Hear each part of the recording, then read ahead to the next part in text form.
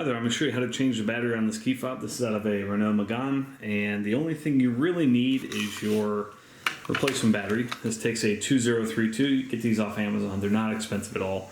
There's a link below in the description if you want to click that and get what you need.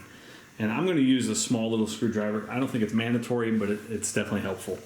Okay, so on this key fob, on this side that has a little indentation, you just push towards it. So just like this. Alright, so there's that, and this is actually your emergency key. Now this is where I'm going to use a screwdriver. Just prop up that right there. Again, you don't absolutely need it, but I think it's helpful. And then also pop it out of there.